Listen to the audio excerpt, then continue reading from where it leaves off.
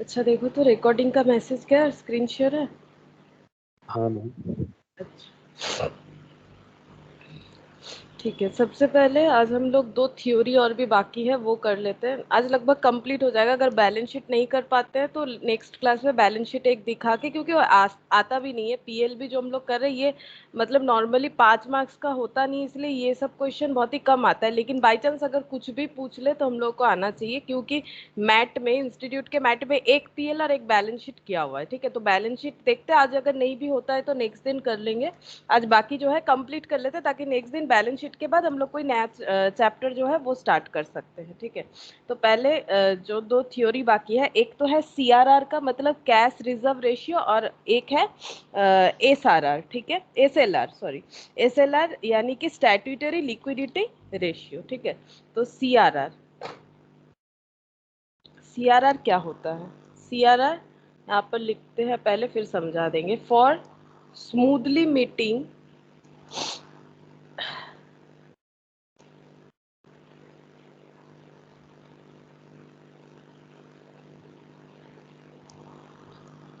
Cash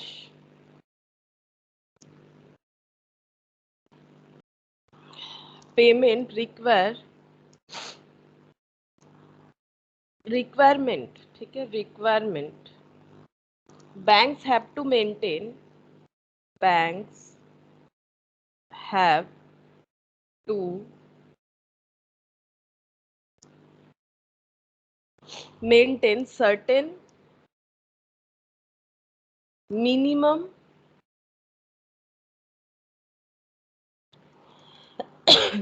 ready cash balances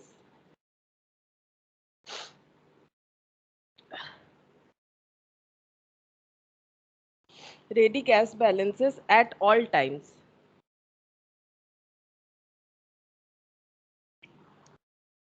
This is called CRR यानी cash reserve ratio. तो ये छोटा सा नोट थियोरिटिकली पूछ सकता है। ठीक है, इसके बाद थोड़ा सा और लिखेंगे। Cash reserve means, sorry, cash reserve can B maintained by way of either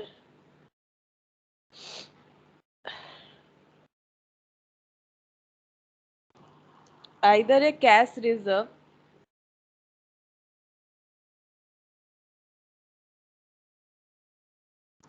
with itself, or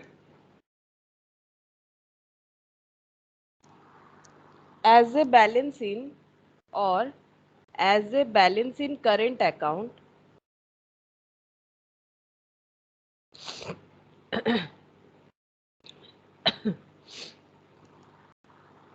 with the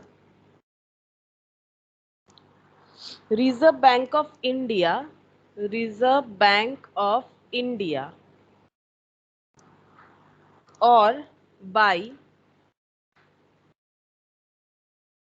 way of net balance in current accounts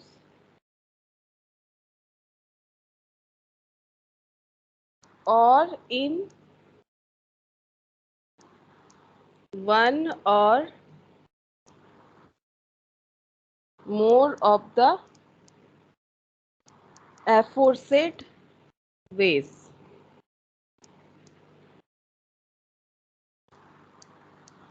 Current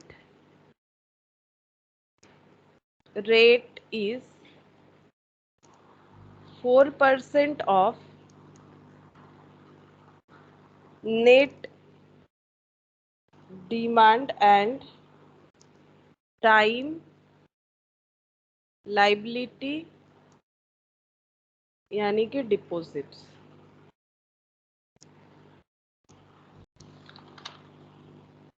अच्छा,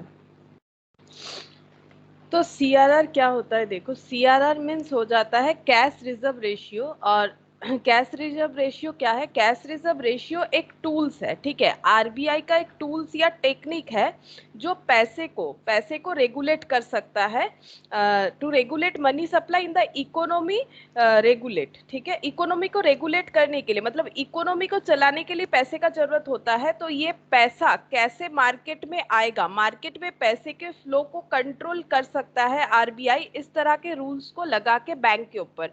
सीआरआर यानी कैश रिजर्व रेशियो। अब ये कैसे मार्केट इकोनॉमी को regulate करता है? CRR जो है, कैश रिजर्व रेशियो, जो कि आरबीआई का एक टूल्स है, ये कैसे मार्केट को रेगुलेट करता है, इसके लिए हमें ये समझना पड़ेगा कि ये है क्या। तो देखो, CRR one type of rate है, यहाँ पर देख रहा है कि कितना, नाम क्या है, नाम से ही पता चलेगा, देखो कैश रिजर्व रेशियो, कितना पैसा हमें रिजर्व रखना है, ठीक है, उसका रेशियो। अब रेशियो है कितना? 4% अभी करेंटली चल रहा है। मतलब ये क्यों किया गया है? क्योंकि बैंक में लोग अपना सेविंग्स, मतलब जो पैसा बच जाता है, अपना इनकम, उससे अपना एक्सपेंसेस पे करने के बाद किसी के पास अगर एक्स्ट्रा सरप्लस होता है तो वो, उसको हम लोग क्या बोलते हैं, सेविंग्स, वो बैंक में सेव कर सकता है, क्योंकि बैंक एक सेफ वे होता है करने के लिए, ठीक है। अब क्या होता है, बैंक क्या करता है, वो पैसा खुद के पास तो रखता नहीं, ये हम लोग एकदम फर्स्ट क्लास में पढ़े थे कि बैंक वो पैसा क्या करता है, अगर कोई उधार मांगने आता है, कोई लोन मांगने आता है, तो बैंक वही पैसा दूसरों को दे देता है या फिर उसको कहीं इन्वेस्ट कर देता है ताकि रिटर्न जनरेट कर सके, ठीक है।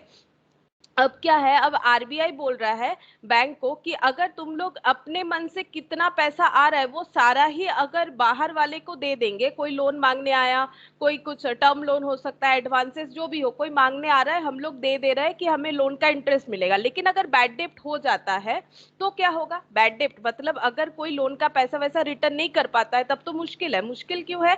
क्योंकि बैंक अपने पास से थोड़ी ना कोई पैसा जो है वो अपना पर्सनल पैसा लोगों को थोड़ी ना दे रहा है, डिपॉजिटर का पैसा लेंडर को दे रहा है। अब अगर लेंडर जो है वो बैड डेटर हो जाता है तो फिर डिपॉजिटर को कैसे रिटर्न किया जाएगा? इसीलिए आरबीआई ने एक रूल्स लगाया है, ठीक है। इसको हम लोग क्या बोल सकते हैं? आरबीआई का एक टूल्स बोल सकते हैं, इसको हम लोग बोलेंगे आरबीआई टूल्स, ठीक है, RBI tools regulate to regulate money supply in the economy.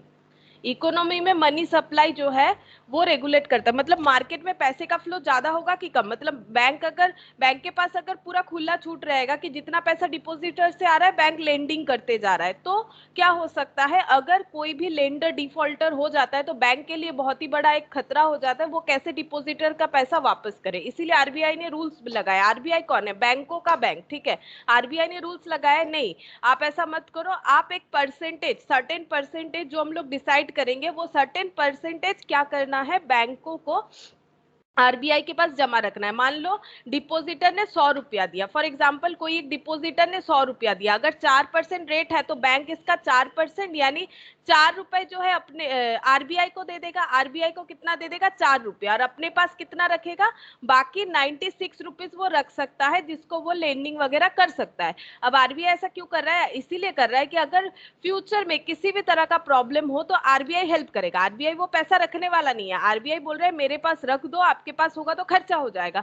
मतलब सेफ, जैसे होता है हम लोग अगर अपने माँ बाप के पास पैसा रखते हैं अपना अर्निंग का, तो ऑब्वियसली वो ज्यादा सेफ होता है हमारे हाथ में, अगर हम लोग नहीं समझते तो ज्यादा खर्चा कर देंगे। तो उसी तरह से आरबीआई बोल रहा है मेरे पास रखो कि ये सेफ रहेगा, जब आपको जरूरत होगा तो हम लोग दे देंगे। अब इससे पैसा जो है मार्केट में कैसे रेगुलेट होता है? अगर सीआरआर रेट बढ़ जाएगा, सोचो अगर सीआरआर का रेट बढ़ जाएगा,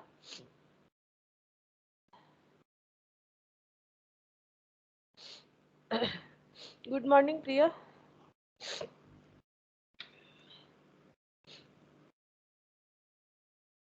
देखो सीआरआर का रेट अगर बढ़ जाएगा तो मार्केट में मनी का फ्लो क्या होगा बताओ? मनी सप्लाई क्या हो जाएगा, कम या ज्यादा? अगर बैंक के पास ज्यादा पैसा रहेगा तभी तो वो मार्केट में ज्यादा पैसा छोड़ेगा। होम लोन, ये लोन, वो लोन जो बैंक देते रहता है, तो उसके बैंक के पास अगर पैसा ही नहीं होगा तो वो होम लोन हो या फिर कुछ भी लोन हो, जैसे एडुकेशन लोन होता है, ये वो बहुत तरीका का बिजनेस लोन होता है, तो वो बैंक कैसे देगा? अगर आरबीआई सीआरआर का रेट बढ़ा देगा तो मनी सप्लाई बढ़ेगा कि घटेगा बोलो? आरबीआई अगर सीआरआर रेट बढ़ा दिया, जैसे 4% अभी चल रहा है, अगर मान लो 6% कर दिया, तो फिर आरबीआई ये मनी बोलना चाह सप्लाई रहा है, कम हो जाएगा। कम हो जाएगा, मार्केट में लिक्विड जो है, लिक्विडिटी जो है वो कम होगा, इसीलिए इसको बोला जाता है ये एक इकोनॉमी टूल है जो मार्केट में क्या करता है, ये एक, मतलब पूरे मार्केट को रेगुलेट कर सकता है, ठीक है। अगर आरबीआई समझता है कि मुझे रेट बढ़ा देना चाहिए, इसका पावर आरबीआई के पास है, अथॉरिटी है, वो डिसाइड करता है। और अगर सीआरआर जो है कम हो जाएगा, ठीक है, मान लो ये 4% है, कम ही है, ये 4% है, मान लो और भी कम कर देते 3%, तो मनी सप्लाई क्या हो गया, ज्यादा हो जाएगा, क्योंकि बैंक के पास ज्यादा पैसा आ जाएगा, बैंक के पास पैसा ज्यादा रहेगा, 100 रुपए में 3 रुपए आरबीआई को देगा, बाकी जो पैसा है वो बैंक के पास रह जाएगा, तो मनी सप्लाई जो है वो बढ़ जाएगा मार्केट में, इकोनॉमी जो है वहां पर मनी का सप्लाई बढ़ जाएगा, ठीक है। अब ये चीज और एक होता है कि आरबीआई क्या इसके ऊपर कोई इंटरेस्ट देगा बैंक को, बैंक अपना पैसा आरबीआई के पास जमा रख रहा है, तो क्या आरबीआई इस पे कोई इंटरेस्ट देगा, देता है लेकिन बहुत ही कम, उससे बैंक का कुछ फायदा होता नहीं है, 0.000 ऐसा कुछ, मतलब बहुत ही कम, निग्लिजिबल वैल्यू बोल सकते हैं, बहुत ही कम पैसा देता है, ठीक है। अब इसमें थोड़ा सा बैंक का भी प्रॉब्लम है, क्योंकि बैंक के पास जो डिपॉजिट आता है वो एक जगह पे ब्लॉक हो जाता है, लेकिन ये सेफ्टी पर्पस है तो ब्लॉक करने में कोई प्रॉब्लम नहीं है, वैसे भी रूल्स है बैंक को ब्लॉक करना ही पड़ेगा इतना पैसा, ठीक है। इसको बोला जाता है कैश रिजर्व रेशियो। तो देखो क्या बोल रहा है, for smoothly meeting cash payment, smoothly meeting cash payment का मतलब, जब जो डिपॉजिटर है वो तो अपना पैसा मांगेंगे, जब उनको जरूरत पड़े वो अपना पैसा निकाल सकते हैं, उनका पैसा है, उन्होंने बैंक में रखा है सेफ समझ के, अगर उनको जरूरत लगे कि हाँ मुझे पैसा चाहिए तो पैसा देना पड़ेगा बैंक को। देखो ना, जब हम लोगों को पैसे का जरूरत होता है, हम लोग अगर एटीएम से पैसा निकालते हैं, हमें पैसा मिल जाता है तुरंत, ठीक है। हम लोग चेक डालते हैं तो जो प्रोसेसिंग टाइम लगता है बस उतना, उसका पैसा हमें मिल जाता है, एनईएफटी करो, आरटीजीएस करो, तुरंत एक अकाउंट से दूसरे अकाउंट में पैसा चला जाता है। ऐसा इसीलिए पॉसिबल है क्योंकि बैंक के पास लिक्विड कैश है, अगर बैंक के पास लिक्विड कैश होगा नहीं तो ये चीज जो है बंद हो जाएगा, ठीक है। तो वही चीज बोल रहा है कि for smoothly meeting cash payment requirement banks have to maintain certain minimum ready cash balances at all time, हमेशा बैंक को पैसा रखना पड़ता है कि हाँ कोई चेक लेके आया, कोई ड्राफ्ट ला रहा है, ठीक है, कोई एनईएफटी कर रहा है, कोई आरटीजीएस कर रहा है, किसी के पेमेंट में कोई प्रॉब्लम ना हो, कोई एटीएम से पैसा निकाल रहा है, एट ए टाइम कितने लोग डिपॉजिट विथड्रॉल कर रहे हैं सोचो, बैंक को पूरा अपना मैनेजमेंट रखना पड़ता है, this is called cash reserve ratio. मतलब बैंक को क्या करना पड़ेगा कि अपना स्मूथ पेमेंट के लिए, ताकि स्मूथ पेमेंट हो उसे सीआरआर मेंटेन करना पड़ेगा, इससे क्या होगा अगर कभी भी कोई प्रॉब्लम हो तो आरबीआई जो है वो सॉल्व करेगा प्रॉब्लम को, ठीक है, आरबीआई हेल्प करेगा कि उन लोगों के कोई भी बैंक का जो पैसा, जितना परसेंटेज ऑफ पैसा आरबीआई के पास है, आरबीआई वो उसको रिम्बर्स करेगा ताकि वो अपना स्मूथ पेमेंट कर सके। Cash reserve can be maintained by way of either a cash reserve with the itself, मतलब मैम बैंक चाहे, हाँ बोलो। मैम इसीलिए लाइक आरबीआई को बैंकर्स टू बैंक बोला जाता है। हाँ हाँ, आरबीआई को बैंक ऑफ बैंक बोला जाता है, क्योंकि आरबीआई जो है वो बैंकों का मतलब बोल सकते हैं पेरेंट्स है, ठीक है। अच्छा, अब देखो, cash reserve can be maintained by way of either a cash reserve with itself और as a balance in current account with the Reserve Bank of India. तो देखो इसका भी दो प्रोसेस है, 4% मेंटेन करना पड़ेगा, चाहे तो आरबीआई के पास रखे करो चाहे तो खुद करो, ये जो बोल रहा है ना, cash reserve can be maintained by way of either a cash reserve with itself, अपने पास ही ये मेंटेन करो, जैसे तुम लोग अपना अर्निंग का पैसा माँ पापा को दे सकते हो कि रखो अपने पास, ठीक है, मुझे जब जरूरत पड़े आप देना, या फिर ऐसा कर सकते हो कि तुम लोग खुद एक अपना सेविंग्स का वे ढूंढ सकते हो कि हम लोग इस तरह से जो मंथली इतना पैसा जो है हटा के रख देंगे, वो भी चलेगा, मतलब इट सेल्फ भी कर सकता है बैंक, आरबीआई के पास भी अपना पैसा रख सकता है, और by way of net balance in current accounts or in one or more of the aforesaid ways, कोई भी एक तरीके से करता है लेकिन नॉर्मली आरबीआई के पास ही रखा जाता है, ठीक है, अपने पास नहीं रखता है, अपने पास रखने का वही प्रॉब्लम है क्योंकि उसमें क्या होता है, रेस्ट्रिक्शन कम होता है, तो फिर अगर उसको यूज कर ले तो प्रॉब्लम हो जाता है, इसलिए आरबीआई के पास ही जो है पैसा अपना डिपॉजिट किया जाता है। और करंट रेट चल रहा है 4%, net demand and time liability बोला जाता है, net demand and time liability यानी डिपॉजिट, जितना, ये डिपॉजिट बोल के समझने से ही होगा, जितना डिपॉजिट आएगा बैंक के पास, बैंक वो पूरा यूज नहीं कर सकता अपना बिजनेस करने में, उसका 4% जो है उसको एज ए सीआरआर आरबीआई के पास रखना पड़ेगा। अब ये रेट जैसे जैसे चेंज होता है, अगर कभी कभी चेंज हो जाता है तो जब चेंज होगा तब उस हिसाब से हो जाएगा, ठीक है, कभी 4.5% भी हो जाता है। अच्छा, नाउ नेक्स्ट वाला देखो, SLR.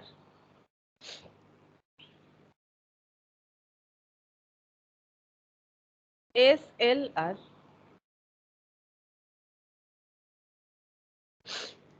banking company have to maintain sufficient liquid asset in normal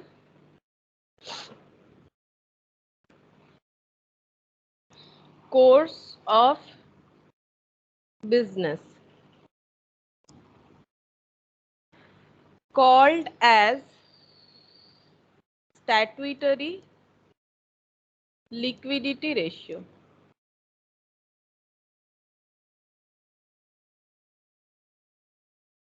SLR. This safeguard the interest and depositors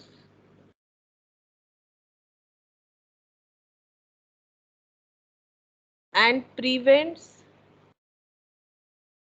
banks from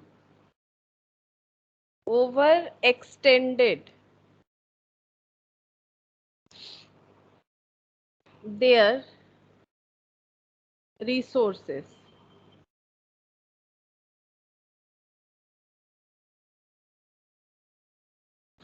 Every banking company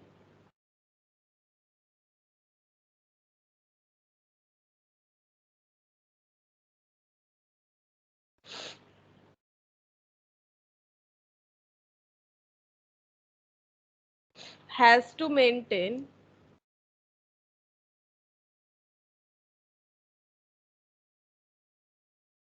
the SLR, मतलब statutory liquidity ratio,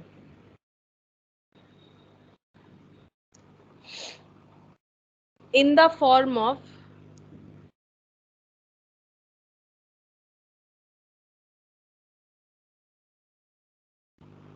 cash,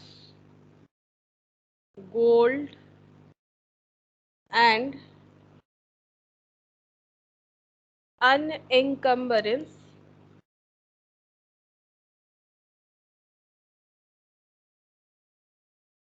unencumbered approved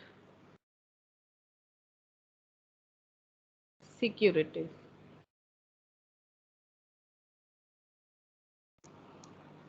This is in addition to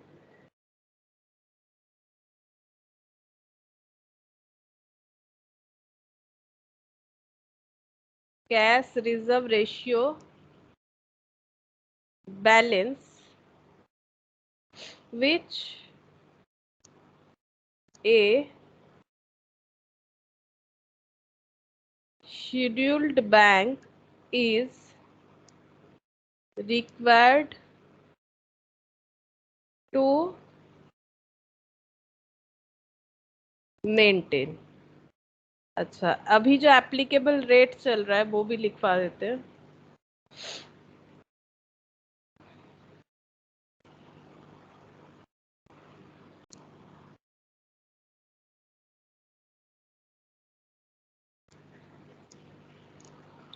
%18 of net demand and time liability, इसका मतलब ये होता है deposit, क्योंकि deposit bank के लिए liability होता है, इसीलिए net demand and time liability बोला जाता है. यानी डिपॉजिट का 18%, करेंट रेट ये चल रहा है. ठीक है, अब ये क्या है देखो, यहाँ पर क्या बोल रहा है, banking company have to maintain sufficient liquid asset. Banking company को क्या करना पड़ेगा, अपना लिक्विड एसेट रखना पड़ेगा. क्यों? क्योंकि डिपॉजिटर का जब मन चाहे वो पैसा निकाल सकता है, क्योंकि डिपॉजिट तो बहुत तरह का होता है. करेंट अकाउंट का होता है जिसमें हम लोग जब चाहे निकाल सकते हैं, सेविंग्स में थोड़ा फिक्स्ड नेचर का होता है, अगर पहले निकाल लिया जाता है तो बैंक जो है पेनल्टी रख लेता है. ठीक है, तो वही बोल रहा है तो बैंक को क्या करना पड़ेगा, अपने पास एक लिक्विड एसेट सफिशिएंट रखना पड़ेगा। In normal course of business उसी को बोला जाता है, जितना परसेंट लिक्विड एसेट रखना मैंडेटरी है, उसका रेट जो है आरबीआई बना रखा है, दैट इज 18%। ठीक है, 18%। अब इसमें भी क्या होता है, ये भी मनी को रेगुलेट करेगा। ठीक है, ये भी मनी को रेगुलेट करेगा। अच्छा, अगर मनी सप्लाई पे क्या इफेक्ट होगा, अगर हम लोग का एसएलआर जो है वो बढ़ जाता है तो मनी सप्लाई क्या हो जाएगा, कम हो जाएगा। ठीक है, क्योंकि बैंक इतना पैसा अपने पास रख ले रहा है, 100 रुपए में 18 रुपए बैंक रख ले रहा है। क्यों रख ले रहा है, क्योंकि जिन्होंने डिपॉजिट वगैरह कर रखा है उनको जब पैसे का जरूरत होगा, जब वो पैसा निकालेंगे तो उतना हमारे पास सफिशिएंट लिक्विड कैश होना चाहिए, ताकि हम लोग क्या कर सके, वो पेमेंट वगैरह कर सकेंगे। एसएलआर कम हो जाने से मनी सप्लाई ज्यादा हो जाएगा। ठीक है, ज्यादा हो जाएगा। इसका मतलब बैंक के पास फ्री कितना पैसा बचता है, ये देखो 100% में से 4% चला जाता है सीआरआर मेंटेन करने में, 18% चला जाता है एसएलआर मेंटेन करने में। अगर हम लोग देखें तो बेसिकली बैंक के पास कितना रहेगा, 18 और 4 22%, ये जो है ये मेंटेन करने में ही चला जाता है। तो ये 78% पैसा जो है बैंक अपना यूज कर सकता है बिजनेस में। ठीक है, फ्रीली यूज कर सकता है, बाकी पहले इतना इतना रिजर्व बनाना पड़ेगा। ठीक है, एक बार पढ़ो फिर से क्या बोल रहा है। Banking company have to maintain sufficient liquid asset to normal course of business called statutory liquidity reserve. This safeguard the interest and depositor, safeguard the interest and depositors and prevent banks from overextended their resources। Bank चाहे तो अपने resources, मतलब bank के पास जो deposit आ रहा है कहीं भी नहीं लगा सकता है। ठीक है, इससे क्या होता है, बैंक वो पैसे को लेंडिंग वगैरह में नहीं लगा देता है। Every banking company has to maintain the statutory liquidity ratio in the form of cash, gold, unencumbered approved securities. मतलब क्या करना पड़ेगा, ऐसे जगह पे पैसे को लगाना है ताकि ये लिक्विड जल्दी हो जाए, जैसे या तो कैश इन हैंड रख ले हाथ में, या फिर गोल्ड में वो पैसा इन्वेस्ट कर सकता है, क्योंकि गोल्ड भी इन कैश जल्दी हो जाता है। ठीक है, और ये नेक्स्ट वाला जो है अनइनकम्बरेंट अप्रूव्ड सिक्योरिटीज, इसमें क्या होता है, मतलब चार्ज नहीं होना चाहिए, कोई भी मॉर्गेज वगैरह नहीं करना चाहिए। ठीक है, तो वो बोल रहा है, तो बैंक इस तरह से कर सकता है अपना लिक्विडिटी रेशियो मेंटेन करने के लिए। अगर पैसा इन्वेस्ट ही करना है, या तो वो पूरा कैश रख लो, या तो गोल्ड में इन्वेस्ट कर सकता है, ताकि वो जल्दी से लिक्विड में ट्रांसफर हो जाए। This is an addition to cash reserve ratio. ये कैश रिजर्व रेशियो तो होगा ही, उसके साथ साथ भी ये मेंटेन करने के लिए बोला गया, क्योंकि सीआरआर भी तो इसी पर्पस से बना है कि अगर जिन्होंने लोन वगैरह लिया है वो फेलियर हो जाए तो डिपॉजिटर का पैसा कैसे होगा, उसी तरह से। तो ये एक एडिशन है, एसएलआर भी यूज करो, ये एक एडिशन है। This is in addition to the cash reserve ratio balance which a schedule bank is required to maintain। Bank को मेंटेन करना पड़ेगा। ठीक है, दोनों ही क्या है, दोनों ही एक टूल्स है आरबीआई का बनाया हुआ, जिससे इकोनॉमी रेगुलेट हो सकता है। ठीक है, और ये करंट रेट है 18% और उसका करंट रेट है 4%। तो ये दो थियोरिटिकली आ सकता है, थ्योरी अगर पूछे 5 मार्क्स का तो पूछ सकता है, 2 या 3 मार्क्स का भी पूछ सकता है। अच्छा, अब एक यहाँ पर इलास्ट्रेशन 1 है, तुम लोग का मैट का ही है। ठीक है, ये वाला थोड़ा करवा देते हैं, इंपॉर्टेंट है। ये वाला क्वेश्चन मैंने नहीं करवाया। ये देखो, इंटरेस्ट सस्पेंस अकाउंट कैसे बनता है, इसका क्या ट्रीटमेंट होता है। ठीक है, इंटरेस्ट सस्पेंस क्या होता है पहले समझते हैं। इंटरेस्ट सस्पेंस मतलब तुम लोगों ने हायर परचेस में किया होगा, हायर परचेस में भी इंटरेस्ट सस्पेंस मेथड किया होता है। उसमें क्या होता है, हायर परचेस एक बार अगर याद आ रहा है ग्रुप 1 में किया है, वहां पर हम लोग सारा जो इंटरेस्ट है, क्योंकि इंस्टॉलमेंट में खरीद रहे हैं, हायर परचेज मतलब लाइक इंस्टॉलमेंट होता है, वहां पर हमें ज्यादा पेमेंट करना पड़ता है, क्योंकि हम लोग टाइम लेके पे कर रहे हैं तो उसमें इंटरेस्ट देना पड़ता है। तो इंटरेस्ट सस्पेंस मतलब सारा का सारा इंटरेस्ट हम लोग दिखा देते हैं, फिर जितना जितना पे करते हैं उतना उतना उसे क्या करते हैं, उसे रिवर्स एंट्री देते जाते हैं। अगर परचेसर के तरफ से देखें तो उसको इंटरेस्ट पे करना पड़ता है, तो वो टोटल इंटरेस्ट को डेबिट कर रखता है, जितना दे देता है क्रेडिट करता है। और अगर हम लोग सेलर की तरफ से देखें तो उनको इंटरेस्ट मिलता है, टोटल इंटरेस्ट उनका जो है इंटरेस्ट अर्निंग, वो इंटरेस्ट सस्पेंस बोल के दिखाते हैं, और जब जब मिल जाता है उसको डेबिट करके दिखा देते। ठीक है, अब यहाँ पर देखो क्या बोल रहा है, when a debt is found to be doubtful at the end of the accounting year, अगर अकाउंटिंग ईयर में हमें कुछ डाउटफुल दिख रहा है, और वैसे भी बैंक का सिस्टम क्या है, अगर परफॉर्मिंग एसेट है तो कैश बेसिस पे रिकॉर्ड करो, और अगर नॉन परफॉर्मिंग एसेट है तो एक्रूअल बेसिस पे रिकॉर्ड करो। ये बैंक का सिस्टम है, ठीक है, ये बैंक का सिस्टम हो गया। अब यहाँ पर क्या बोल रहा है, when a debt is found to be doubtful at the end of the accounting year, a question may arise whether the interest on that should be credited to interest account or not। क्योंकि banking company हम लोग कर रहे हैं तो bank के लिए interest जो है वो तो क्या है, इनकम है, ठीक है, मतलब इनकम भी है एक्सपेंस भी है, डिपेंड कर रहा है। अगर लोन के ऊपर मिल रहा है तो दैट इज इनकम, और अगर डिपोजिटर को दे रहा है तो दैट इज क्या हो जाएगा, एक्सपेंसेस हो जाएगा, ठीक है। हम लोग तो पढ़ रहे हैं डाउटफुल डेप्ट, तो इसका मतलब डेटर जिनसे इंटरेस्ट मिलने वाला था, तो बोल रहे हैं कि हमें क्या करना चाहिए, अगर हमें पता चल गया है कि ये डाउटफुल है तो हमें क्या करना चाहिए, क्या हम लोग इंटरेस्ट अकाउंट को क्रेडिट करें, मतलब ये दिखाए कि हमें पैसा मिलना चाहिए कि नहीं मिलना चाहिए, ठीक है, क्या हमें दिखाना चाहिए या नहीं दिखाना चाहिए, क्योंकि बैंकिंग कंपनी कैश बेसिस पे होता है तो नॉर्मली दिखाना तो नहीं चाहिए। अब देखो क्या बोल रहा है, there is no doubt that interest has accrued but it is equally clear that the realization of the interest is doubtful। ये तो सही है कि इंटरेस्ट एक्रूड हो गया, बैंक ने लोन दिया है, मान लो 2 मंथ से लोन का इंटरेस्ट नहीं मिल रहा है तो इंटरेस्ट तो एक्रूड हो रहा है, ये तो पूरा सच है, इसमें तो कोई झूठ नहीं है, लेकिन रियलाइज भी नहीं हो रहा है, ये भी उतना ही सच है। जैसे ये सच है कि पैसा मिलने वाला है लेकिन पैसा नहीं मिल रहा है, ये भी उतना ही सच है, यही बता रहा है, ठीक है। Therefore as a prudent accounting policy, जो प्रूडेंट अकाउंटिंग पॉलिसी है, such interest should be transfer to interest suspense account by mean of the following entry. तो हम लोग क्या कर सकते हैं, उसे इंटरेस्ट नहीं दिखा के इंटरेस्ट सस्पेंस बोल के रिकॉर्ड करेंगे। ये देखो, loan account debit to interest suspense account in the balance sheet it should be shown and liability side. ये कहां पर दिखाया जाएगा, लायबिलिटी साइड में दिखाया जाएगा। जैसे पीबीडीडी हम लोग बनाते हैं, पीबीडीडी किस पे बनाते हैं, डेटर पे बनाते हैं, ठीक है। मान लो डेटर 100 है, पीबीडीडी 10 बनाया गया है, तो डेटर बचता है 90, तो ये हम लोग किधर दिखाते हैं, एसेट साइड। बट एक चीज सोचो, ये हम लोग माइनस करके दिखाते, ये अगर हम लोग माइनस करके नहीं दिखाते तो ये लाइबिलिटी आइटम होता। ये तो फॉर्मेट है ना, डेटर से लेस करके दिखाओ, तो ये एक फॉर्मेट है, लेकिन है तो लाइबिलिटी, किसी भी तरह का मतलब प्रोविजन लाइबिलिटी है। हाँ, लाइबिलिटी प्रोविजन है, लेकिन ये हम लोग यहाँ पर दिखाते नहीं है, यहाँ दिखाते बिकॉज ऑफ द फॉर्मेट, तो ये माइनस करके दिखाते। अगर ये नहीं दिखाएंगे तो भी हमारा बैलेंस शीट टैली करेगा। अगर हम लोग माइनस नहीं दिखाते, पीबीडीडी यहाँ पर 10 दिखाएंगे, यहाँ पर 100 दिखाना पड़ेगा, तो भी बात सेम ही होता है। लेकिन जो है अकाउंट्स का जो प्रोसेस होता है उसमें वो फॉर्मेट जो है मेंशन रहता है कि हमें इस तरह से करना है, तो हमें उसी तरह से करना पड़ेगा। जैसे परचेज रिटर्न तुम लोग लेस करके दिखाते हो, अगर नहीं दिखा के बाई साइड में दिखाओगे तो भी सेम ही जीपी का आंसर आएगा, कोई फर्क नहीं होगा, लेकिन कुछ स्पेसिफाइड फॉर्मेट है, फॉलो करना पड़ता है। उसी तरह से जो इंटरेस्ट सस्पेंस है, ये भी क्या हो रहा है, पीबीडीडी हो रहा है बेसिकली, ठीक है। तो इसको बोल रहा है कि डेटर से लेस मत करो, बैंकिंग कंपनी का प्रेजेंटेशन के हिसाब से ये बोल रहा है ये लाइबिलिटी साइड दिखाओ, ठीक है, तो लाइबिलिटी साइड दिखाएंगे।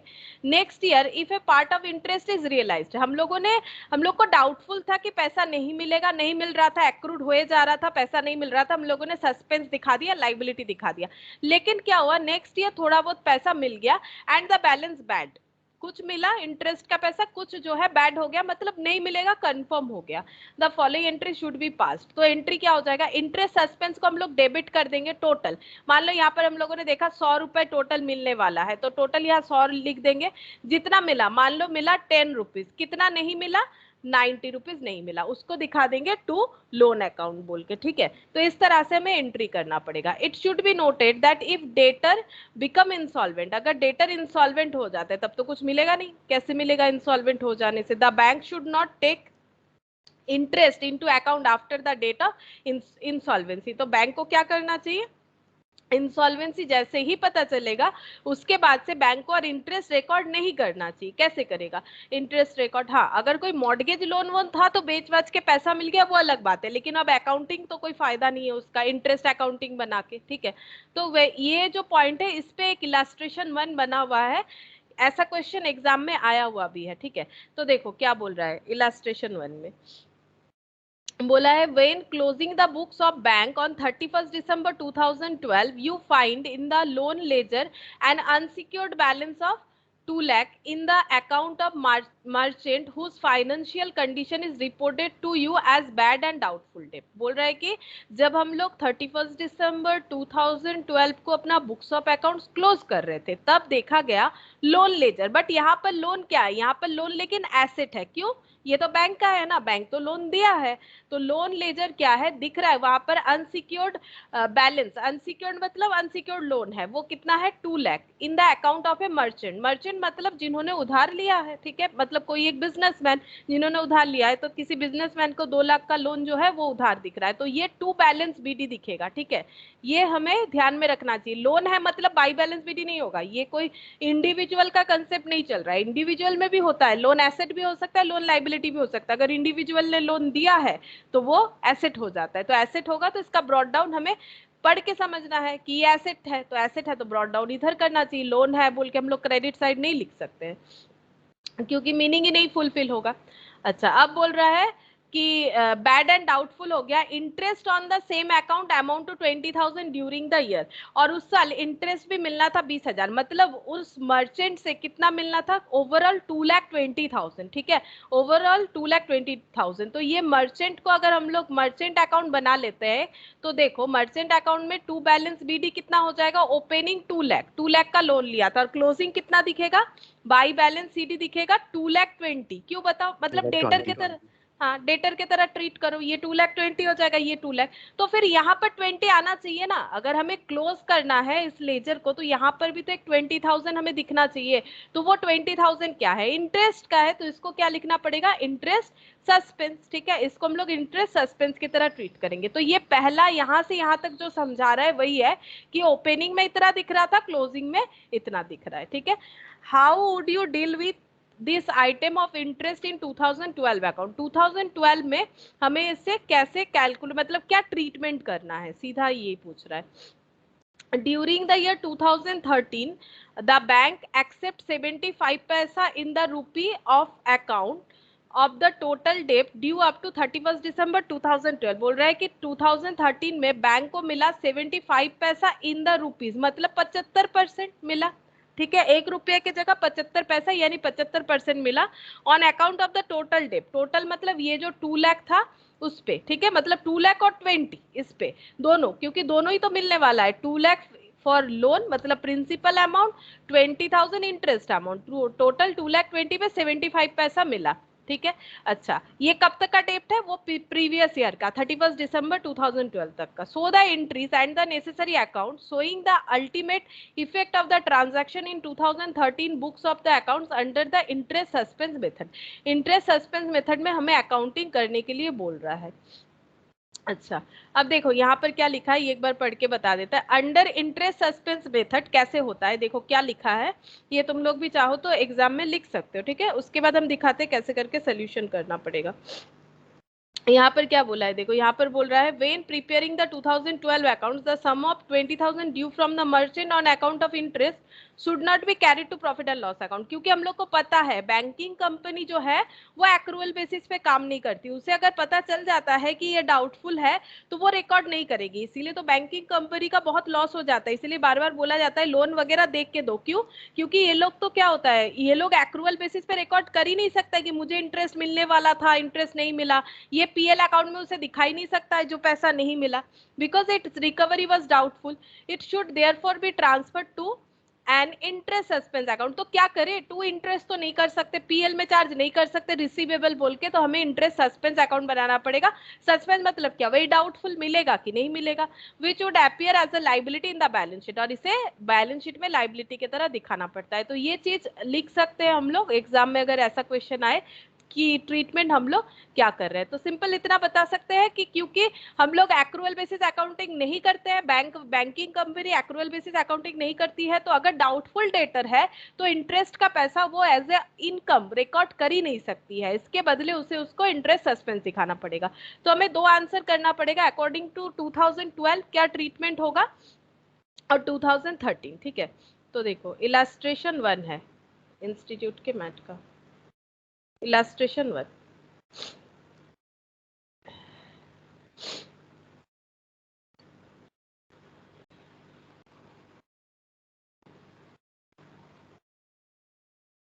in the books of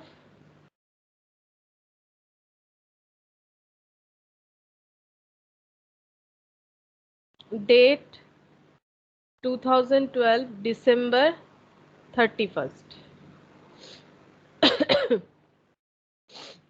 rupees मतलब डेबिट क्रेडिट। अच्छा, सबसे पहले हम लोगों को कहाँ चला गया? अच्छा हाँ। सबसे पहले हम लोगों को दिखाना पड़ेगा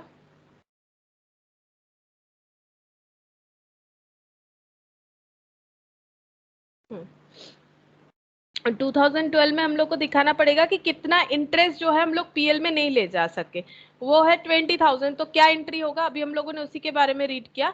एंट्री क्या होगा, एंट्री हो जाएगा मर्चेंट, डेटर से पैसा मिलेगा ना, तो इंटरेस्ट मिलने से क्या एंट्री होता है, debtor account debit to interest, तो डेटर की जगह यहाँ पर लिखना पड़ेगा मर्चेंट, क्योंकि लैंग्वेज यही दिया हुआ है, merchant account debit to interest बोल के नहीं दिखा सकते, टू इंटरेस्ट मतलब तो इंटरेस्ट को हम लोग ड्यू करके दिखा रहे हैं, यहाँ पर क्योंकि डाउटफुल है तो इंटरेस्ट सस्पेंस दिखाना पड़ेगा। 20,000 20,000। अच्छा, इसका नरेशन लिखेंगे, being interest due transfer to interest suspense account.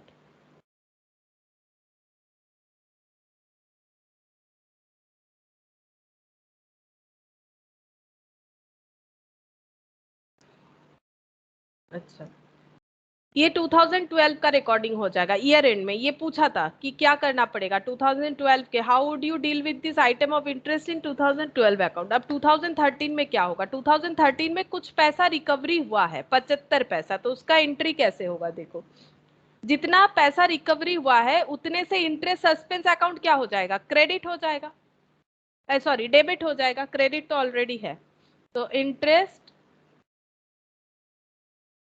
Suspense account debit, और जो नहीं मिला वो बैड डेब्ट हो जाएगा।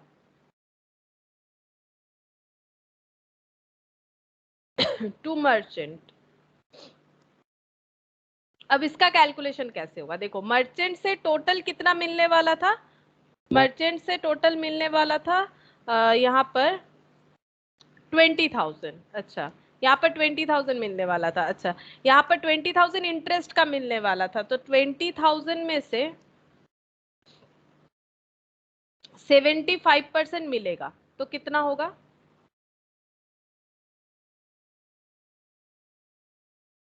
एक सेकेंड, 15,000। हाँ 15,000 होगा, लेकिन एक कुछ गलती हो गया, रुको, ये नहीं, पहले ना यहाँ पर थोड़ा सा हम मैट की तरह फॉलो कर रहे थे, लेकिन मैट पे थोड़ा सा ये आगे दे दिया, ये आगे आना चाहिए, ये वाला नहीं होगा। देखो ये ट्रांजैक्शन हम लोगों का 3rd नंबर होना चाहिए, ये ट्रांजैक्शन होगा लेकिन ये लिखेंगे तो कंफ्यूजन हो जाएगा कैलकुलेट करते हुए। देखो अब हम लोग पहले ट्रांजैक्शन लिखेंगे कि हम लोग को ओवरऑल कितना पैसा मिला, ठीक है, वो तो 2012 का हम लोगों ने एंट्री कर दिया। अब हम लोग लिखेंगे कि ओवरऑल कितना पैसा मिला 2013 में, तो जितना पैसा मिला उसे हम लोग लिखेंगे cash account debit to merchant. तो कितना पैसा मिलेगा, मिलने वाला था 2,20,000, उसका 75%। अब देख, हाँ अब बोलो कितना हो रहा है, 1,65,000। 1,65,000 ये मिल गया, ठीक है। अच्छा, इसका पहले लिख लेते हैं, being amount received at the rate of 0.75 in the rupee from the merchant। अच्छा, ये सेकेंड एंट्री हो जाएगा। थर्ड एंट्री में हम लोग ये रिकॉर्ड करेंगे कि कितना इंटरेस्ट का पैसा मिला और कितना इंटरेस्ट का कितना हम लोगों को नहीं मिला, ठीक है। अगर 2,20,000 में 1,65,000 मिला तो कितना नहीं मिला उसको रिकॉर्ड करेंगे। 2,20,000 में अगर 1,65,000 मिल गया तो टोटल कितना नहीं मिला, माइनस करके देखो 2,20,000 या फिर 25% करके 55,000। 55,000, तो टोटल 55,000 नहीं मिला, उतने का डेटर कैंसिल कर देंगे। देखो ये मैंने सिर्फ इंटरेस्ट का रिकॉर्डिंग इसीलिए दिखाया कि 2012 में इंटरेस्ट को कैसे रिकॉर्ड करोगे, ये हमें क्वेश्चन पूछ रहा था, इसलिए मैंने सिर्फ इंटरेस्ट का रिकॉर्ड करके दिखाया। लेकिन 2 लाख भी तो बनता है, जो मैंने अभी अकाउंट करके यहाँ पर दिखाया था कि 2 लाख भी तो होता है, टोटल 2,20,000, उसमें से ये मिल गया। ठीक है, ये 2013 का हो रहा है, 2,20,000 मिलने वाला था, 1,65,000 मिल गया। जो नहीं मिला उस मर्चेंट को भी तो कैंसिल करना पड़ेगा, मतलब मर्चेंट के उस अमाउंट को भी तो कैंसिल करना पड़ेगा। 2,20,000 में 1,65,000 मिल गया, जो नहीं मिला उसे भी कैंसिल करना पड़ेगा। वो अमाउंट कितना है, 2,20,000 इंटू 25%, ये करने से आ जाएगा 55,000। ये भी क्रेडिट हो जाएगा, बट ये नहीं मिला। अच्छा, अब ये नहीं मिला, इस वजह से बैड डेब्ट कितना हुआ ये देखेंगे। बैड डेब्ट कितना हुआ, बैड डेब्ट अकाउंट डेबिट, तो तुम लोग सोच सकते हो यही तो पूरा बैड डेब्ट है। हाँ यही पूरा बैड डेब्ट है, लेकिन हम लोग को ये देखना पड़ेगा कि इंटरेस्ट टुवर्ड्स कितना नहीं मिला, और हम लोगों को जो प्रिंसिपल है उसके टुवर्ड्स कितना नहीं मिला। प्रिंसिपल था 2 लाख, 2 लाख का 25% कितना हो जाएगा, प्रिंसिपल 2 लाख था, 2 लाख का 25% 1/4, तो मतलब कितना हो जाएगा, 50,000, 50,000। 50,000। ठीक है, और इंटरेस्ट का जो नहीं मिला उसको हमें बैड डेब्ट नहीं दिखाना है, उसको हमें क्या दिखाना है, इंटरेस्ट सस्पेंस बोल के कैंसिल करना है। क्यों, क्योंकि इंटरेस्ट सस्पेंस बोल के वो रिकॉर्डेड था, तो उसको हम लोग इंटरेस्ट सस्पेंस दिखाएंगे। हालांकि वो भी बैड डेब्ट है, वो भी तो इंटरेस्ट का उतना पैसा नहीं मिला, तो वो भी बैड डेब्ट है, बट उसका एंट्री बैड डेब्ट में नहीं जाएगा, क्योंकि वो पहले रिकॉर्ड था एज ए इंटरेस्ट सस्पेंस, तो उतना इंटरेस्ट सस्पेंस जो है वो हमें डेबिट कर देना है। इंटरेस्ट सस्पेंस अकाउंट डेबिट कैसे करेंगे, यहाँ पर कितना इंटरेस्ट मिलने वाला था, 20,000। ठीक है, 20,000। हाँ 20,000 का 25%, 5,000, 5,000। हाँ 5,000, तो इस तरह से होगा।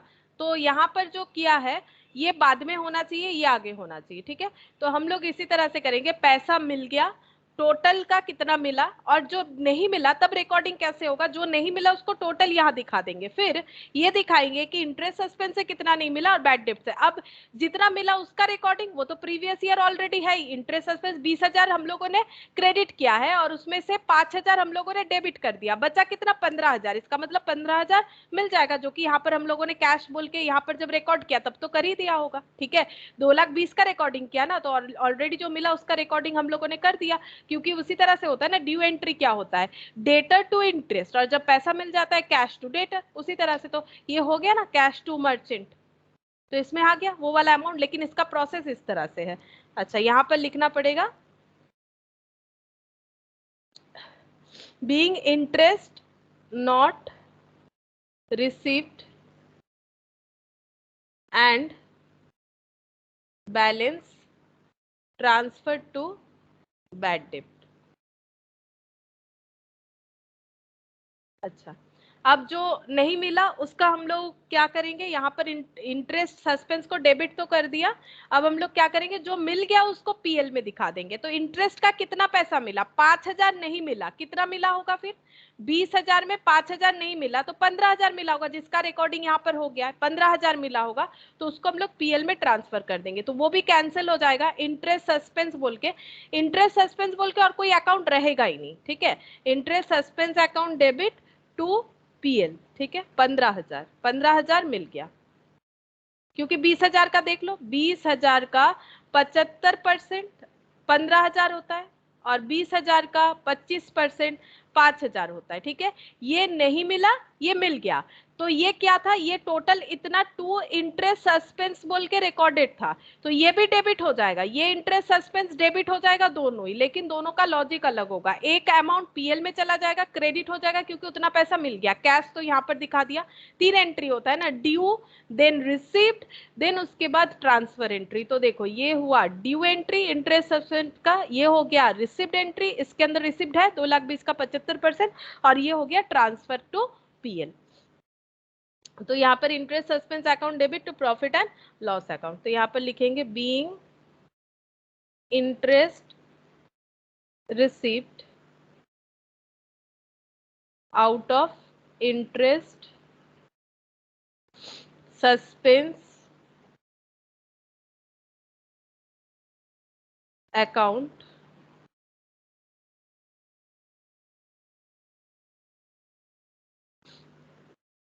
इतना रिसिप्ट हुआ है। ठीक है, अच्छा अब हम लोग बनाएंगे इसका लेजर। लेजर भी बनाने बोला है, ये देखो लेजर भी बोला है कि कैसे ये अपीयर करेगा, तो जर्नल लेजर दोनों ही दिखा दे रहे हैं। In the books of dot dot जो भी बैंक का नाम होगा, तो क्या क्या अकाउंट बन जाएगा, देखो क्या क्या अकाउंट बन जाएगा, मर्चेंट अकाउंट बन जाएगा, इंटरेस्ट सस्पेंस अकाउंट बन जाएगा, ठीक है। मेनली दो ही अकाउंट बनाते हैं, चलो मर्चेंट और इंटरेस्ट सस्पेंस।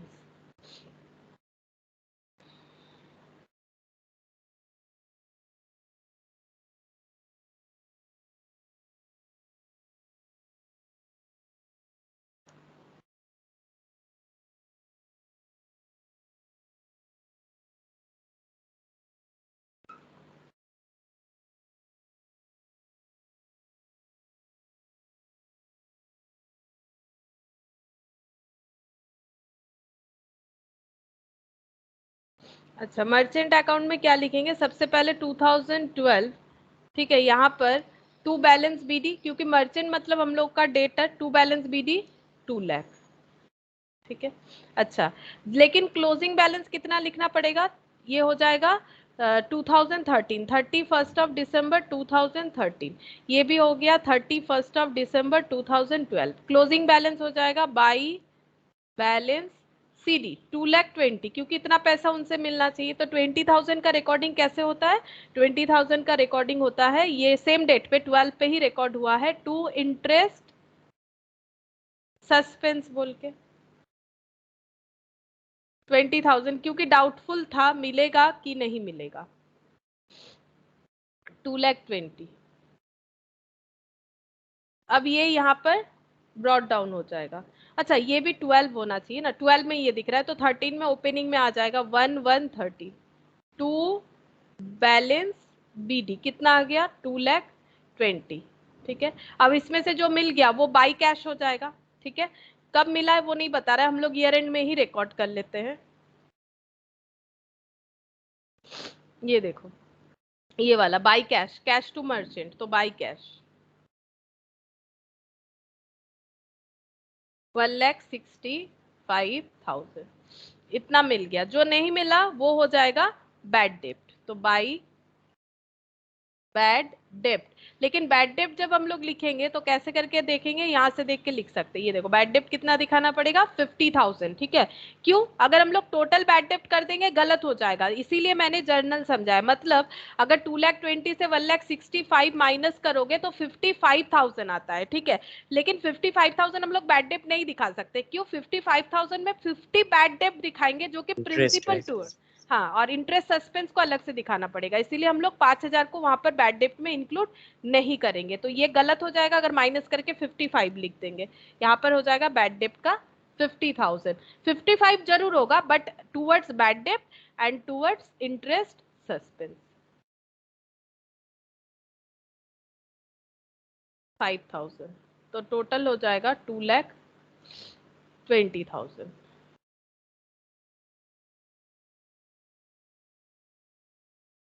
अच्छा, अब इंटरेस्ट सस्पेंस में क्या लिखेंगे, इंटरेस्ट सस्पेंस में हम लोग पहले बैलेंस दिखाएंगे कि कितना इंटरेस्ट मिलने वाला था बैंक को, तो 31 दिसंबर 2012 टू बैलेंस बीडी 20,000। अच्छा, 31 दिसंबर 2012 बाई मर्चेंट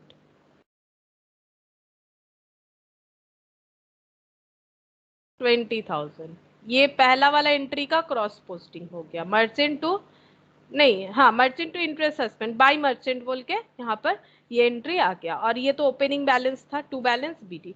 अच्छा, ये क्लोज हो जाएगा 2012 के एंड में।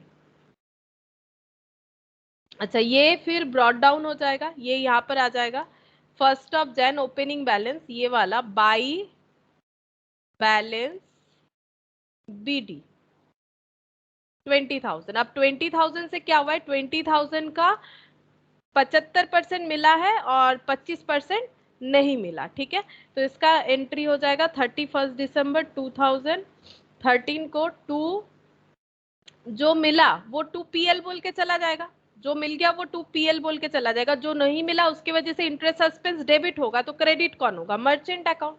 ये देखो पोस्टिंग यहाँ देख के भी हम लोग इंटरेस्ट सस्पेंस टू पीएल और ये वाला इंटरेस्ट सस्पेंस टू मर्चेंट, तो हो जाएगा टू मर्चेंट।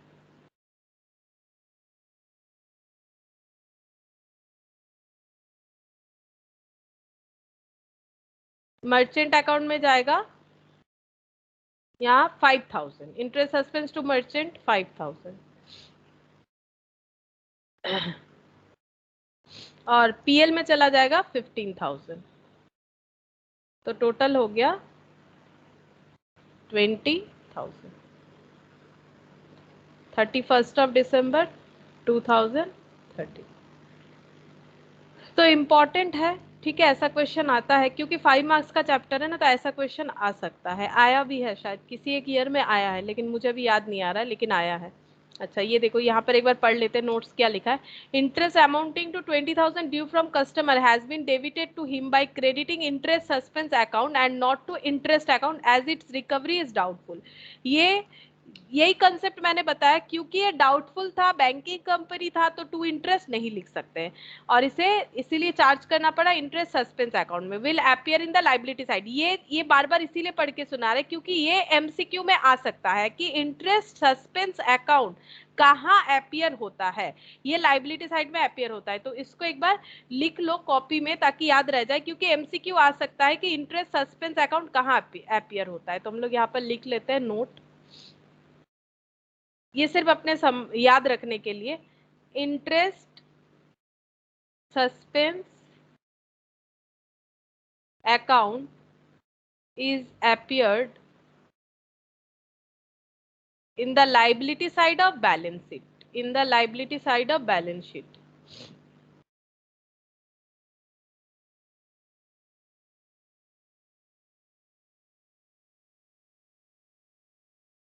बस ये एमसीक्यू आ सकता है।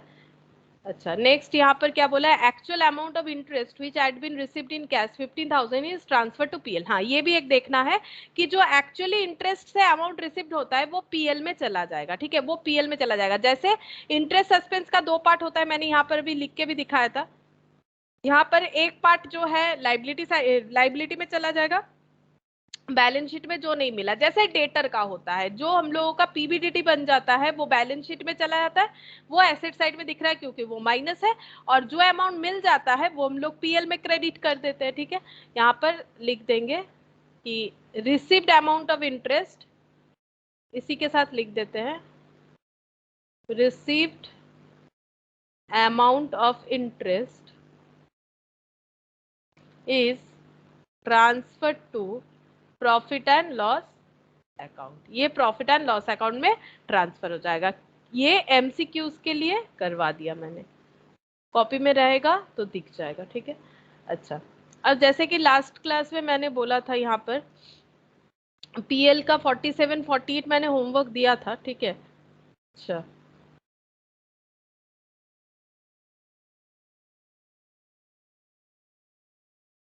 47 और 48 बोला था मैंने,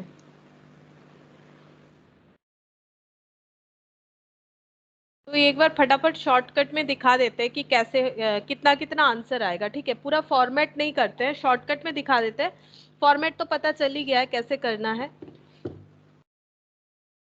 47 और 48, अच्छा 47 में देखो, from the following information calculate the amount of provision and contingencies and prepare profit and loss account. तो देखो ये प्रैक्टिस करने से क्या हो रहा है, हमें अगर ये 5 मार्क्स में इतना बड़ा नहीं भी आता है तो प्रोविजन एंड कंटिजेंसीज तो आएगा ही आएगा। अगर बहुत सारा टॉपिक है बैंकिंग कंपनी में, जैसे आज वाला किया इंटरेस्ट सस्पेंस, ये भी 5 मार्क्स का आ सकता है। प्रोविजन कंटिजेंसीज मतलब जो रेट वाला है कि कितना कितना रेट प्रोविजन कंटिजेंसीज जो है वो हमें देखना है, तो वो भी आ सकता है। तो ये क्वेश्चन में क्या होता है, हमारा वो पार्ट भी जो है कवर हो जाता है, प्रोविजन एंड कंटिजेंसीज का कितना आना चाहिए। Prepare profit and loss account of A bank limited for the year ending 31 March 2002, the figure being in 1000, ये सब 1000 में दे रखा है। Interest and discount, other income, interest accrued on investment, interest expanded, operating expense, investment, additional information में ये सब दे रखा है, ठीक है। प्रोविजन 35% क्रिएट करना है, profit and loss account 80, opening credit balance. बस हम शॉर्टकट में दिखाएंगे, ठीक है, पूरा डिटेल्स में नहीं दिखा रहे, शॉर्टकट में दिखा रहे ताकि आंसर तुम लोग को मिल जाए। तो क्वेश्चन नंबर 47, पहले हम बना लेते हैं प्रोविजंस कितना बनेगा। Calculation of provision for advances. ये भी हम उतना डिटेल्स में नहीं लिख रहे हैं, ठीक है, थोड़ा थोड़ा लिख के दिखा देते हैं कितना होगा। तो देख लेते हैं किस तरह का एसेट है। स्टैंडर्ड, सब स्टैंडर्ड, डाउटफुल। तो पहले लिखते हैं स्टैंडर्ड। तुम लोग तब तक रेट याद करो, कोशिश करो कि नहीं देख के बताने का।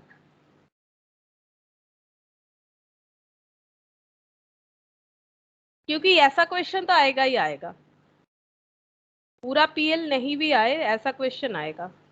Doubtful asset, doubtful asset not covered by security, मतलब अनसिक्योर्ड, सीधा सा बात है, not covered by security. Doubtful asset, doubtful asset covered by security. अच्छा, अब अमाउंट लिख लेते हैं, चलो फटाफट अमाउंट लिख लेते हैं। स्टैंडर्ड है 5000, सब स्टैंडर्ड है 1120, doubtful asset not covered by security 200 है, doubtful asset covered by security उसमें है फॉर 1 ईयर, मतलब 0 to 1, 0 to 1, 1 to 2, ऐसा है शायद, फॉर 2 ईयर, 3 ईयर, 4 ईयर। अच्छा, ऐसे ही लिख देते हैं, जैसे दिया हुआ है वैसे ही लिख देते हैं। For 1 year, for 2 year, for 3 year, for 4 year, ठीक है। अमाउंट देखो क्या क्या है, 50, 100, 200, 300, 50, 100, 200, 300। अच्छा, और एकदम एंड में है loss asset, loss assets, loss assets है 200, ठीक है।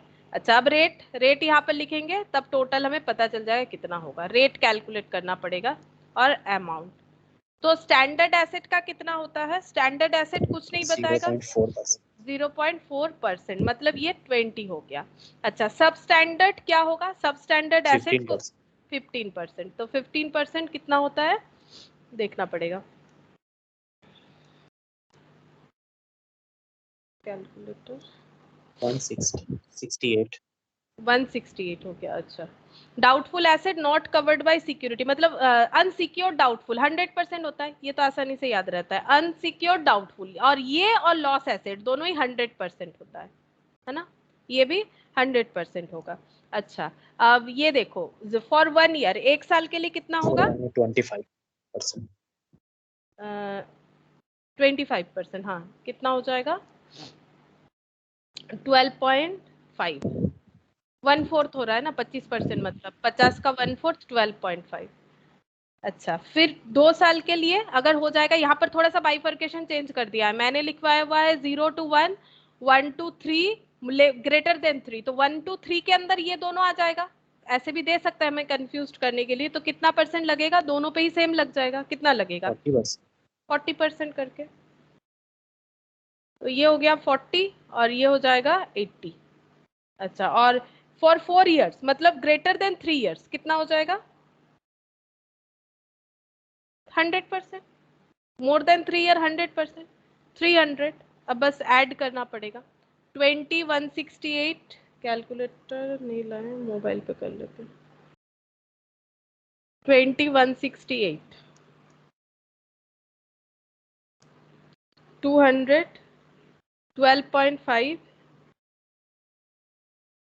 40, 80, 300, 200। 1020.5. हाँ, 1020.5, यहीं पर कहीं लिख लेते हैं क्योंकि पीछे पीएल बना सकते हैं। यहाँ पर लिख लेते हैं 1020.5, ठीक है। अच्छा, अब हम लोग पीएल बना लेते हैं, ठीक है। हम और शेड्यूल नहीं बना के दिखा रहे, जस्ट पीएल पूरा ही यहाँ पर बना के दिखा देते हैं। प्रॉफिट एंड लॉस अकाउंट बोल के लिख दिया, बट ऐसे नहीं लिखना है, मैंने सिखाया हुआ है कि किस तरह से फॉर्मेट को एग्जैक्टली लिखना है। अच्छा, ये यहाँ से शेड्यूल 13 से स्टार्ट होता है, 13 14। 13 में क्या आ जाता है? 13 में आ जाता है हम लोगों का इंटरेस्ट एंड इंटरेस्ट डिस्काउंट। हाँ, इंटरेस्ट अर्न। क्वेश्चन में देखते हैं इंटरेस्ट अर्न कितना हो जाएगा। अच्छा, इंटरेस्ट एंड डिस्काउंट 8860 है, और देख लेते हैं कुछ एडजस्टमेंट है कि नहीं। Rebate on bill discounted to be provided, rebate on, क्योंकि इसमें डिस्काउंट एडेड है तो रिबेट ऑन बिल डिस्काउंटेड क्या है? 30 है। तो ये कौन सा है? ये ओपनिंग है या क्लोजिंग है? ये क्लोजिंग है, एडिशनल इंफॉर्मेशन में दे रखा है मतलब क्लोजिंग है। अगर ओपनिंग होता तो यहीं पर देता ट्रायल बैलेंस में, तो ये क्लोजिंग है। तो क्लोजिंग क्या होता है? ओपनिंग प्लस करंट ईयर वाला लेस क्या हो जाता है? जो इस साल का है क्लोजिंग, ये लेस हो क्लोज। जाएगा। तो हाँ, ये नेक्स्ट ईयर जो है इनकम जनरेट करेगा, तो 8860 माइनस 30। ठीक है, यहाँ नहीं करना है लेकिन हम यहाँ पर दिखा रहे हैं ताकि दोनों क्वेश्चन हम करके दिखा दे तुम लोगों को। ठीक है, तो ये हो जाएगा 8830। यहाँ पर माइनस माइनस नहीं करना है, पूरा शेड्यूल के साथ लिखना चाहिए हमें। अच्छा, नेक्स्ट हो जाएगा अदर इनकम। अदर इनकम में ये इंटरेस्ट का इनकम छोड़ के कुछ और इनकम अगर होगा, यहाँ पर बोल ही रखा है 250। चलो यहाँ पर डायरेक्टली लिख देते हैं 250। कोई और एडजस्टमेंट नहीं था, देख सकते हैं हम लोग। एडजस्टमेंट ए कर लिया, बी का भी एडजस्टमेंट पहले ही कर लिया। नीचे तो प्रोविजन बोल रखा है, देरी है अभी वहां तक पहुंचने में, और पीएल का ओपनिंग बैलेंस ठीक है 80, तो ये ऐड हो जाएगा करंट ईयर के पीएल के साथ। अच्छा, अब ये टोटल इनकम हो जाएगा। यहाँ पर टोटल इनकम देख लेते कितना होगा, 9080, ये टोटल इनकम। अच्छा, अब एक्सपेंसेस निकालेंगे। एक्सपेंसेस में इंटरेस्ट एक्सपेंडेड, देखते हैं इंटरेस्ट एक्सपेंसेस क्या है। ये 2270, कोई एडजस्टमेंट नहीं, ये 50 नंबर शेड्यूल पे होता है, और 60 नंबर पे ऑपरेटिंग एक्सपेंस, मतलब ये सब बिजनेस मेन कोर बिजनेस के अलावा और जो भी होता है ऑपरेटिंग एक्सपेंस, यानी बिजनेस को चलाने का खर्चा, सैलरी वगैरह, रेंट, ये सब ऑपरेटिंग एक्सपेंस भी दे रखा है। अच्छा है, 2662। ये शेड्यूल भी बना के करेंगे तो ज्यादा टाइम नहीं लगने वाला, क्योंकि कुछ है ही नहीं।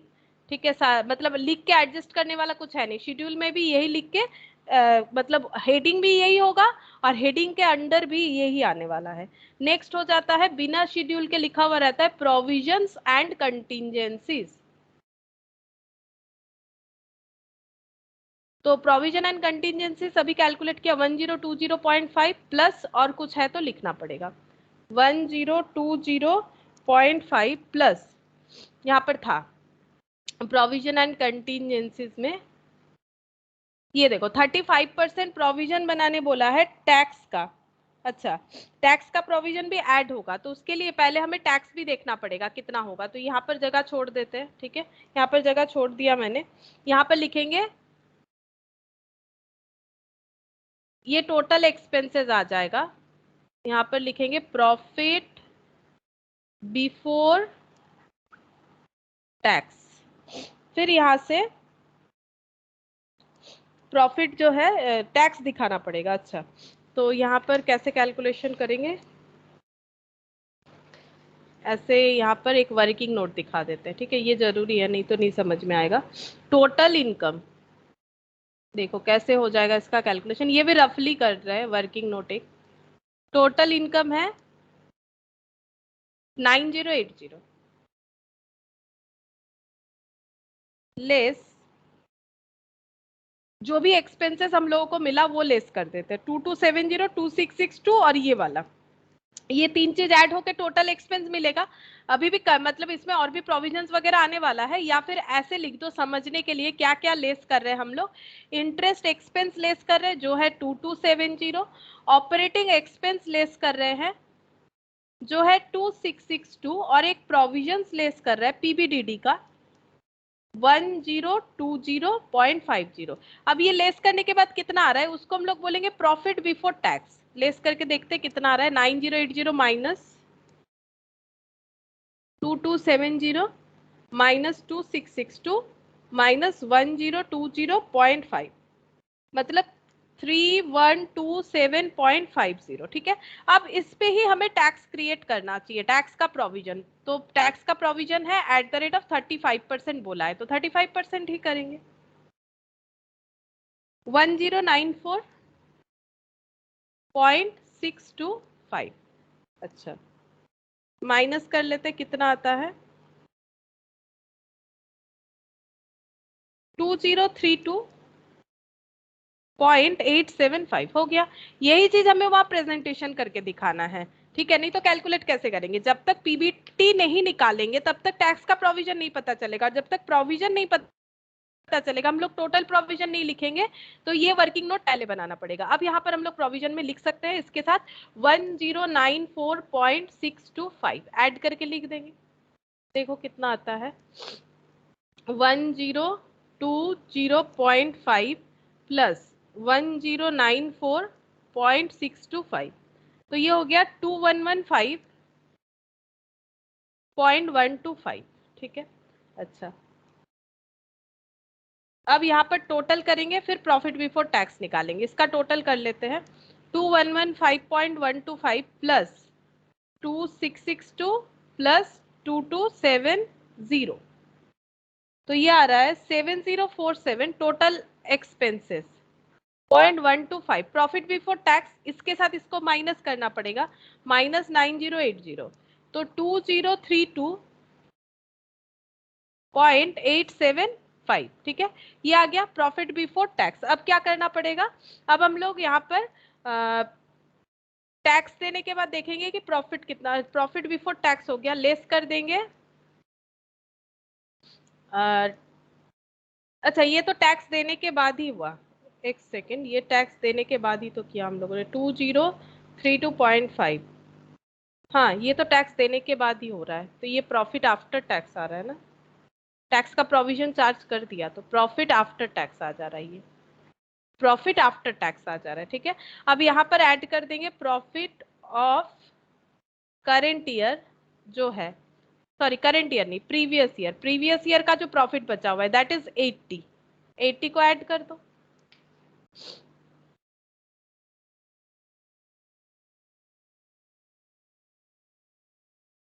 2112.875। अच्छा, ये हो गया।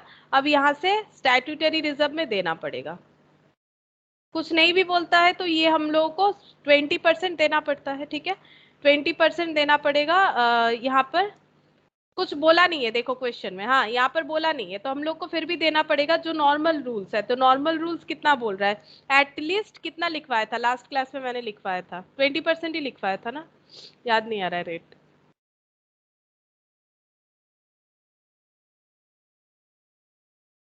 कितना परसेंट जाता है स्टैट्यूटरी रिजर्व में? 20%। 20% जो रेट है, हाँ 20%।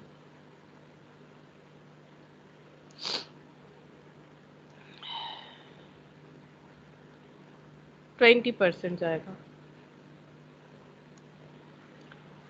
करेंट ईयर का, हाँ तो 20% ऑफ ये नहीं होगा, ये होगा 2032.875, इसका 20% होगा 2032.875, ये करंट ईयर का है ना, करंट ईयर पे जितना होता है उतना ही क्रिएट करेंगे, 4046.575। अब ये माइनस कर देने से बैलेंस जो बचेगा, balance transfer to balance sheet, balance transfer to balance sheet, minus करने से ही पता चल जाएगा, माइनस 2112.875, 1706.3 ऐसे आ रहा है, ठीक है। ये रफली कर दिया, बाकी फॉर्मेट तुम लोग को ये ऐसे फॉलो करना चाहिए जैसे मैंने लिखवाया था लास्ट क्लास में, ये इस तरह से पूरा प्रोविजंस वगैरह लिख के, ये शेड्यूल वगैरह लिख के, एप्रोप्रिएशन ये सब लिखने के बाद। अच्छा, और एक क्वेश्चन था उसको भी करके दिखा देते हैं।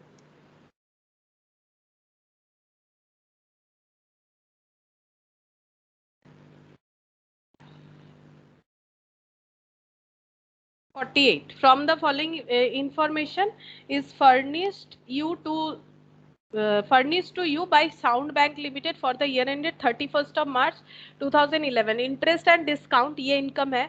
Interest on public deposit operating, ये है ऑपरेटिंग एक्सपेंसेस. अच्छा, ये नीचे जाएगा ऑपरेटिंग एक्सपेंसेस, ये ऊपर चला गया है, ये थोड़ा सा मिस्टेक है.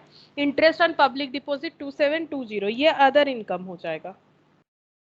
इंटरेस्ट ऑन पब्लिक डिपॉजिट, ओ ये देना पड़ रहा है पब्लिक डिपॉजिट, ये एक्सपेंसेस हो जाएगा. 2720 एक्सपेंसेस हो जाएगा.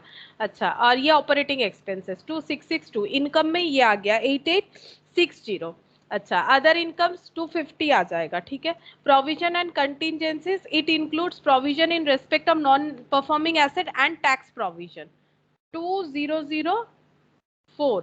अच्छा, rebate on bill discounted to be provided for as on 31st March 2011 30, मतलब ये भी क्लोजिंग है, ये लेस हो जाएगा इंटरेस्ट एंड डिस्काउंट में, मतलब 8860 से 30 जो है लेस हो जाएगा, लगभग पहले वाला जैसा ही अमाउंट दे रखा है. क्लासिफिकेशन ऑफ एडवांसेस में ये सब दे रखा है. ठीक है. अच्छा, तो पहले हम लोग ये प्रोविजंस बना लेते हैं, जैसे पहले वाले क्वेश्चन का किया, वर्किंग नोट बना के 48.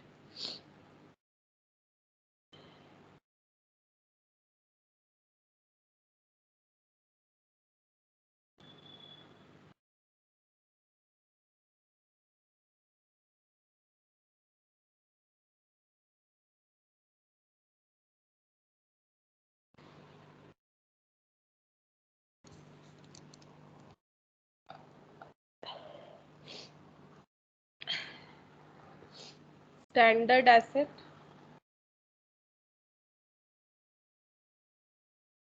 फिर से बिना कॉपी देख के रेट याद करो, रेट याद हो जाएगा. स्टैंडर्ड एसेट 5000, परसेंटेज रेट, और ये यहाँ पर अमाउंट. स्टैंडर्ड एसेट 5000, सब स्टैंडर्ड 1120, सब standard 1120, doubtful fully unsecured 200,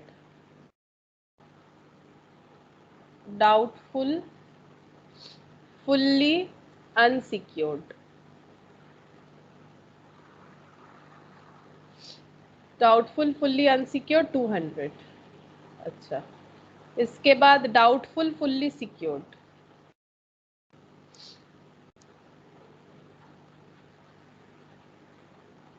doubtful fully secured. अब सिक्योर्ड का पार्ट पार्ट है, less than 1 year, less than 1 year, more than 1 but less than 3, more than 1 but less than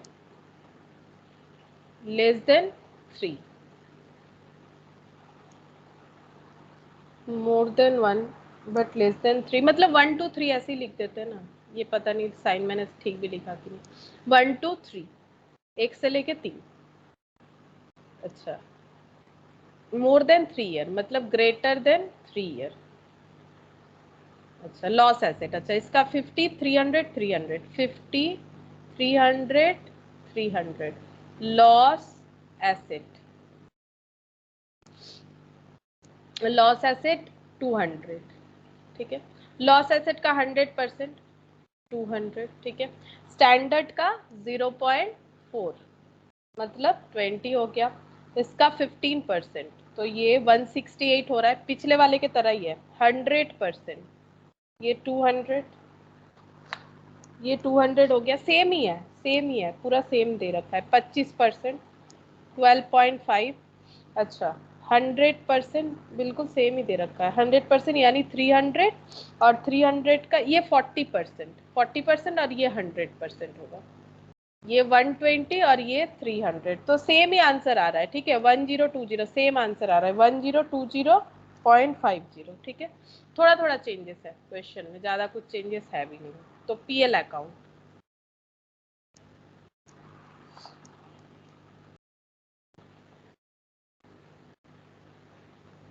amount schedule 13-14. तो सबसे पहले interest earn, ये भी same amount ही है. ठीक है.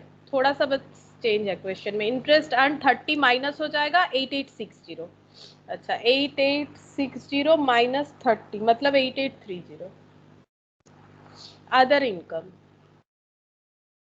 अदर इनकम दे रखा है क्वेश्चन में, अदर इनकम हो जाएगा ये वाला 250। टोटल इनकम वो भी सेम आ रहा है 9080, प्रीवियस क्वेश्चन का जो डेटा है वही है। अच्छा, interest expanded 50 number schedule, interest expanded 50 number schedule होता है 2662, नहीं 2720, और ऑपरेटिंग 2662, 2720 और 2662 है operating. Operating expenses, provision and contingencies। तो इसमें कुछ बोला नहीं है कि हमें बनाना है टैक्स वगैरह, कुछ नहीं बोला है, ठीक है। Provision in respect of advances बोला है, ठीक है। ये लेकिन you are required to prepare, मतलब ये वर्किंग नोट में नहीं जाएगा, ये मेन क्वेश्चन का ही पार्ट हो जाएगा, ठीक है। 1020.5 आ रहा है, और यहाँ पर कुछ दे रखा है इन्होंने, ये देखो इन्होंने दे रखा है 2004। अगर ऐसा होता है तो हमें क्या लेना पड़ेगा, बोल रहा है कि it includes provision in respect of non performing asset, जो हम लोगों ने कैलकुलेट किया 1020.50 आया, और बोल रहा है एंड टैक्स मिला के इन्होंने कैलकुलेट कर रखा है 2004। तो इसका मतलब बाकी अमाउंट टैक्स का है, तो हमें अगर गिवन है तो हम लोग गिवन वाला ही ले लेंगे। तो 1020 ये तो हम लोगों ने कैलकुलेट कर ही लिया, और बाकी यहाँ पर 2004 दिखा रहा है, मतलब टैक्स अमाउंट इंक्लूडेड हो गया। तो ठीक है, जो गिवन है वो लिख लेते हैं, और भी आसान हो गया, प्रीवियस वाले की तरह उतना टफ नहीं हुआ। 2004 ये गिवन था ओवरऑल, तो ये 2004 हम लोगों ने कैसे लिया, ये अमाउंट जो है ये इंक्लूडेड है बोल रहा है ना, और बाकी टैक्स का अमाउंट है। अच्छा, अब ये टोटल कर लेंगे 2720 2662 प्लस 2004 7386।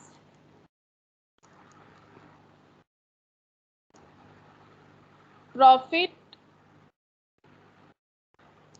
आफ्टर टैक्स, ठीक है, ये प्रॉफिट आफ्टर टैक्स आ जाएगा। फिर स्टैट्यूटरी रिजर्व में ट्रांसफर करेंगे प्रॉफिट आफ्टर टैक्स 9080, क्योंकि यहाँ पर टैक्स का प्रोविजन कर लिया ना हम लोगों ने। 1694 लेस करेंगे ट्रांसफर टू, ये करना ही पड़ेगा, क्वेश्चन बोले या ना बोले। स्टैट्यूटरी रिजर्व एटलीस्ट 20% होता है, तो हम लोग 20% कर देते हैं। 1694 का 20%, 338.8।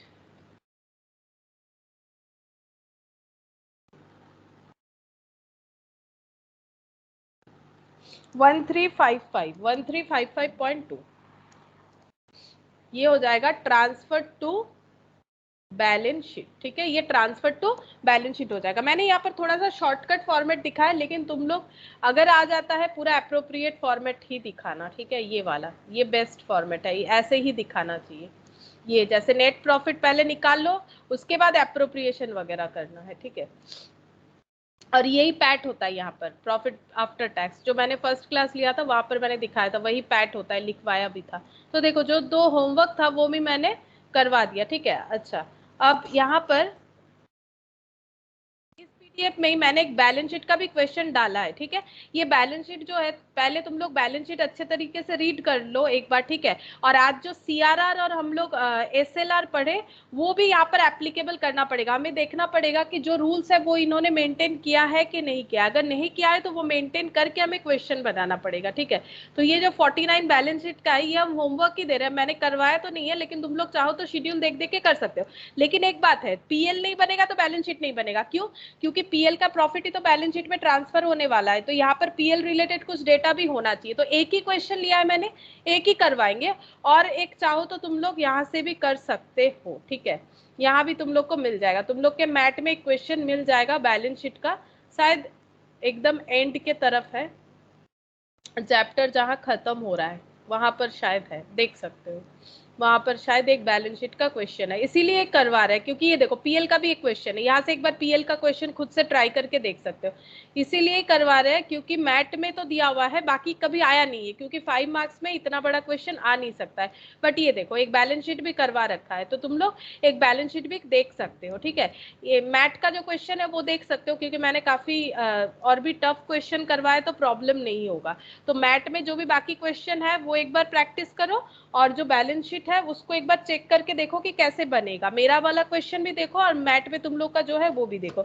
नेक्स्ट क्लास में बस बैलेंस शीट ही करवाएंगे और कुछ नहीं करवाएंगे, बैंकिंग कंपनी काफी कर लिया हम लोगों ने, और दूसरा चैप्टर स्टार्ट करेंगे। आज यही तक रखते हैं।